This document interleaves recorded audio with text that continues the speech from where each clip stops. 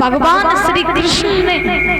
श्री कृष्ण ने परीक्षित महाराज पांडवों को जब महाभारत का युद्ध जितवाया, तो जितवाने के बाद में भगवान जब अपने धाम को जा रहे थे, तब भगवान ने अपनी बुआ कुंती से कहा, क्या बुआ जब बताओ, क्या हमने तो महाभारत का युद्ध तुम्हें जितवा दिया और जितवा करके अब हम अपने धाम को जा रहे हैं, तो ऐसा करो कि आप हमसे कोई वरदान मांग लो। सो जो इतनी वचन गई कि वरदान मांग लो, तो कुंती ने भगवान से कहा कि हे कन्हैया, अगर तुम हमें वरदान ही देना चाहते हो तो वरदान हमें ये दो कि हमारे ऊपर दुख आ जाए, जीवन भर हमारे, जब तक मेरा जीवन चले तब तक मेरे ऊपर दुख रहे।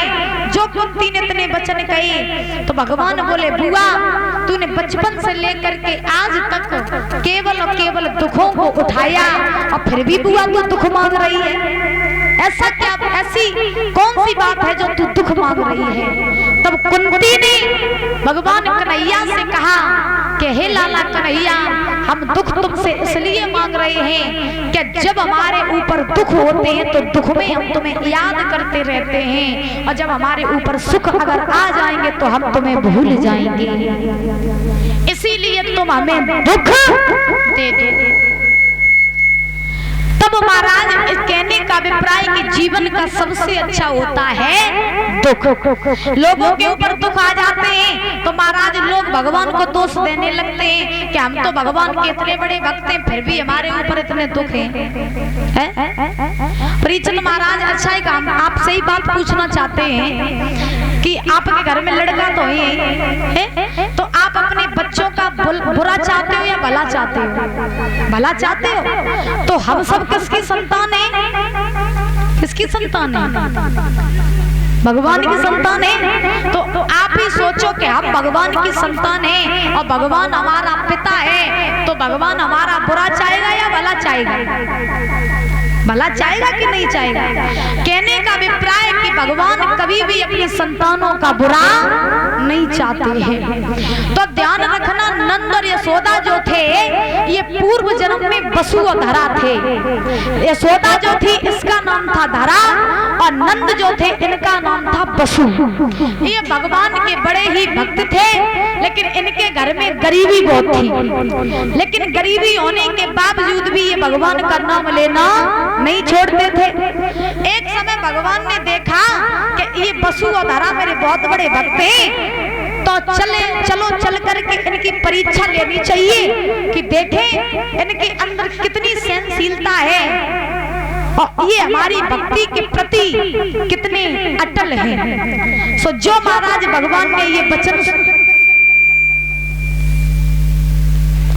जो भगवान ने मन में सोचा, तो सोचने के बाद में परीक्षित महाराज भगवान चले बसु और धरा की परीक्षा लेने के लिए, और चलने के बाद में भगवान ने संत का वेश धारण किया और संत का वेश धारण करके परीक्षित महाराज बसु और धरा के द्वार पर पहुंच गए। तो बसु जो थे वो कुछ काम के लिए बाहर चले गए थे, घर में केवल और केवल थी अकेली धरा। और जब धरा थी तो भगवान ने जो संत का वेश धारण करके पहुंचे तो परीक्षित महाराज भगवान ने आवाज लगाई, माते भिक्षाम देहि। जो आवाज लगाई माते भिक्षाम देहि, सो भीतर से महाराज धरा निकल के आई, और जो धरा निकल के आई तो उसी समय महाराज धरा ने भगवान से कहा कि हे महात्मन आपको क्या चाहिए? तब भगवान ने कहा कि हे धरा हमें आप भोजन करा दो, हमें आप भोजन करा दो। तो धरा बोली ठीक है प्रभु हम आपको भोजन करा देंगे, आप मेरे भीतर प्रवेश करिए। तो भगवान जब धरा के घर में गए तो घर में बसु तो थे नहीं, केवल और केवल धरा थी। तो धरा ने सुंदर सा आसन लगा दिया, भगवान को बैठा लिया। अब धरा ये नहीं जानती कि भगवान है या कोई संत है। अब धरा ने आसन तो लगा दिया, मन ही मन में सोचने लगी कि संत से कह तो दिया कि भोजन कर लो, लेकिन भोजन की तो कुछ व्यवस्था ही नहीं है, इन संत को हम खिलाएंगे क्या? सो महाराज धरा पास के पड़ोस में एक साहूकार की दुकान थी। साहूकार की दुकान थी तो वो धरा उस साहूकार की दुकान पे पहुंची और पहुंच करके साहूकार से कहा, भैया मेरे घर में कुछ संत आए हैं, वो संत बहुत भूखे हैं, अगर तुम हमें कुछ अनाज दे दो, मोल तुम हमें कुछ अनाज दे दो तो हम उन संत को भोजन करा दें जा करके, और उधार दे दो, जब मेरे पास में पैसा हो जाएगा तब हम तुम्हें दे देंगे।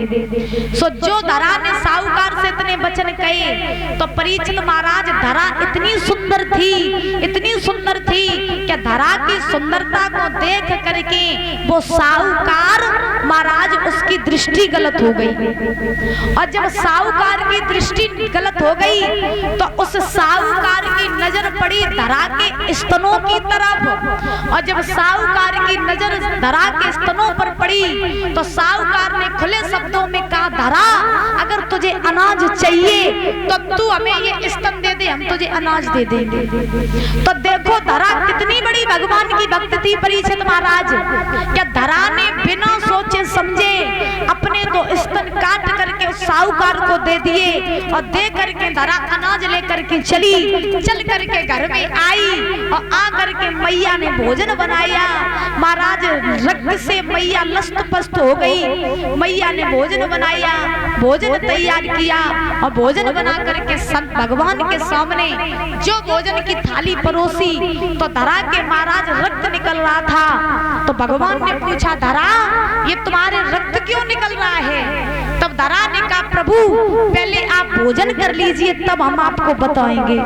तो भगवान ने पहले भोजन किया, भोजन करने के बाद में भगवान जैसे ही खड़े हुए तब भगवान ने धरा से फिर पूछा, धरा अब बता दो कि तुम्हारे रक्त क्यों निकल रहा है? तब धरा ने रो करके कहा, प्रभु ये रक्त मेरे इसलिए निकल रहा है कि आप मेरे घर में तो आए भोजन करने के लिए, लेकिन मेरे घर में भोजन की कुछ व्यवस्था नहीं थी, और हम साहूकार के पास अनाज लेने के लिए गए तो उस साहूकार ने हमसे मेरे दो स्तन मांग लिए, और मैंने उस साहूकार को स्तन दे दिए, तब हम अनाज लेकर के आए, तब मैंने आपके लिए भोजन बना पाया।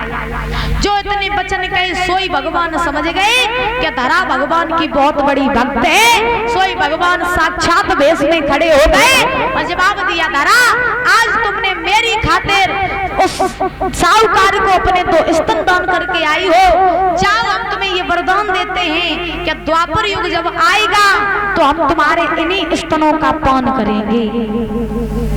इसी कारण से भगवान यशोदा नंद के यहाँ पर गए और जाकर के भगवान ने लीलाएं करी और यशोदा का स्तनपान किया। कहने का अभिप्राय कि भगवान किसी के यहाँ ऐसे ही नहीं जाते, जिसके पूर्व जन्म के अच्छे पुण्य होंगे तभी भगवान आपके यहाँ आएंगे। बोली वृंदावन बिहारी लाल लेके आइए, ताली बजा करके एक प्रभु नाम का संकीर्तन बोलेंगे और उसके बाद में आगे की कथा को शुरू करेंगे।